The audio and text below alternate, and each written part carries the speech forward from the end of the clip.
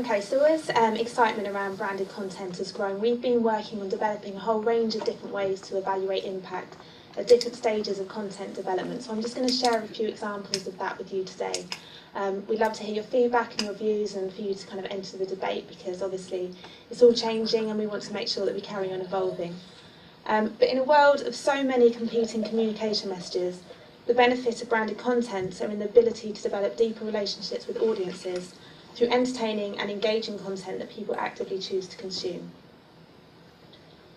The role of research is crucial in ensuring the content can be optimised to truly connect with consumers through compelling stories that not only evoke interest but also elicit powerful emotional response, and also that create a genuine impact in terms of shifting brand perceptions and increasing consideration and purchase.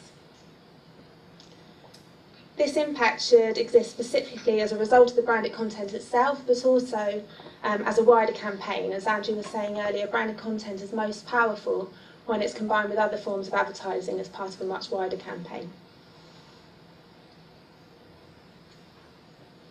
Okay, so right at the very early stages of development, we work with research and production teams to evaluate concepts and ideas, from sizzles to storyboards to pilots, to obtain audience feedback and ensure only those ideas with the most potential to perform are taken forward for investment. We're able to provide in-depth, actionable and fast turnaround feedback in a matter of 2 to 3 days so that you can have confidence in your investment decisions and in your creative decisions quickly. We begin with in-depth discussion groups where stakeholders are present, and we recommend that they're involved in those discussions, and where target audiences are exposed to a series of different ideas and concepts. And those ideas are evaluated and they're deliberated in detail. Those ideas with the most, that are identified as having the most potential to perform are then refined based on the audience feedback that we get in the groups, and they're taken forward to a second stage of quantitative research. We use an online tool called Ipsos Instant, which allows us to get results from around 1,000 respondents or up to 1,000 respondents overnight, so that you can have results the next day. So you can have confidence from a robust and representative sample in the feedback that you get about your ideas, so that you can go back to creative teams and have confidence in the results that you give them. Content can also be evaluated further using our award-winning Days of Discovery technique, and hopefully you'll have seen some flyers left on your chair so you can find out lots more information about Days of Discovery there. So following content development, we're also able to quantify and evaluate emotional response to that content further through utilisation of neuroscience techniques such as biometrics and facial coding.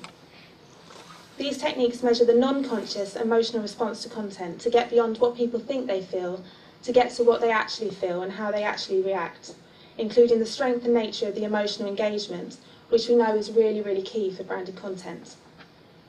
Biometrics measures engagement via the language of the body, so by that we mean changes in heart response, skin conductance, respiration and motion.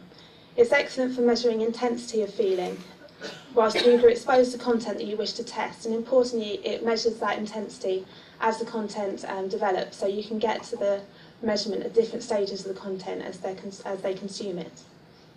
However, what it doesn't tell you is what emotion people are feeling, and that's where facial coding comes in.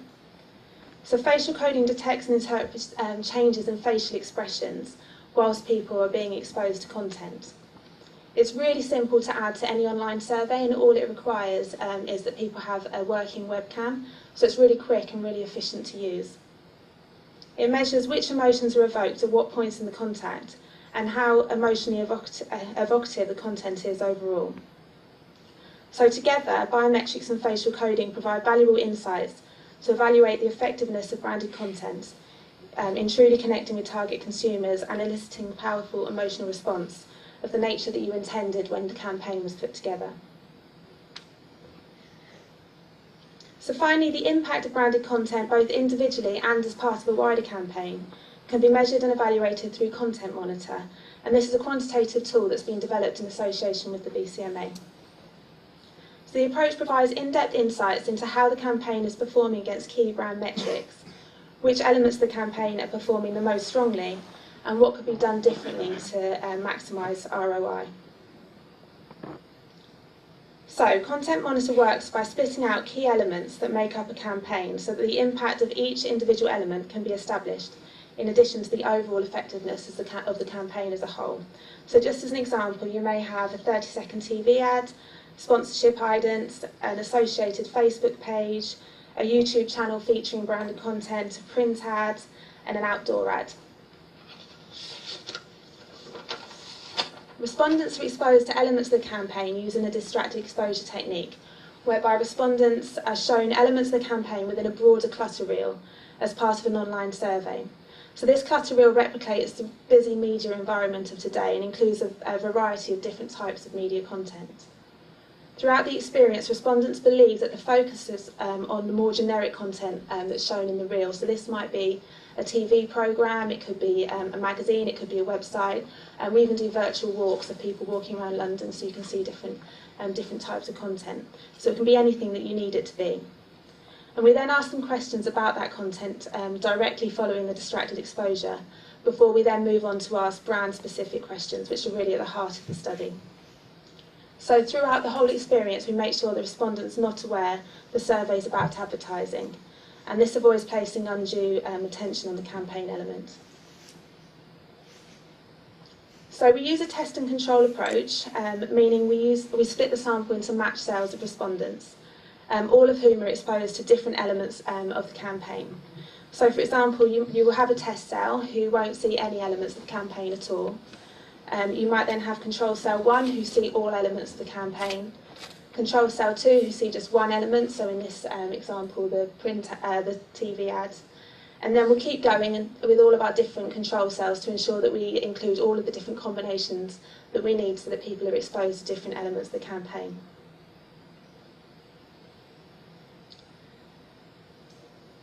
Following exposure to the campaign, respondents complete an online survey comprising spontaneous and prompted awareness of the brand featured, interest and intention to purchase, and brand perceptions. And in addition to that, there's also flexibility to add key diagnostic questions, so any questions that you'd like to ask to get feedback on the content yourself. So it could be likes and dislikes, it could be about the execution, it could be about the brand fit and so on, just so you can find out more about your audiences and ensure that their needs are being met. So together, all of these metrics provide a complete evaluation of the impact of a campaign, as well as the reasons why a campaign performs strongly or below expectations. Case studies using Content Monitor have allowed us to evaluate the impact of specific branded content in its own right. So for example, by providing evidence of where exposure to branded content has prompted significantly greater shifts in brand metrics compared to more traditional advertising. They've also enabled us to establish the impact of branded content within a wider campaign through quantification of the impact when campaigns incorporate branded content and when the same campaign doesn't incorporate branded content.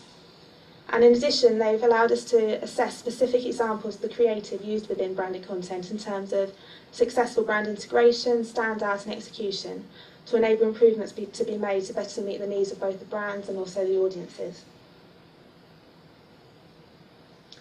So in addition to identifying the strengths of individual test elements, the Content Monitor approach also offers the opportunity to evaluate a campaign in terms of what could be done differently to maximise the return on investment. So our analysis takes into account the amount spent on the campaign versus the likely impact that it will have on your target audience and brand metrics. Our key brand metric results from Content Monitor are analysed alongside the reach of each touchpoint and the media spend. And based on this, we initially provide a summary of the impact the current media spend and mix of your test campaign would be likely to have on key brand metrics and perceptions the campaign was designed to move. So this gives you the ability to evaluate the effectiveness of your base media plan. Taking this one step forward and using a modelling carried out by our in-house data science team, we're then able to reveal how the results of a campaign may have differed with a different media spend or mix by modelling a number of different campaign scenarios. In doing this, we're able to make recommendations to how the campaign can be improved, so where you could spend your money differently or what types of media could be used differently, so the metrics could be moved more significantly and to meet your campaign objectives. So we've been carrying out content monitor approach for quite a while now, and the feedback has been really positive. This is just an example of some feedback that we have received, but we really do welcome you to join the debate, share your feedback and really get involved with both us and with the BCMA to make sure that we continue to evolve the ways that we do evaluate branded content and ensure we can make the very best of campaigns going forward. Thanks.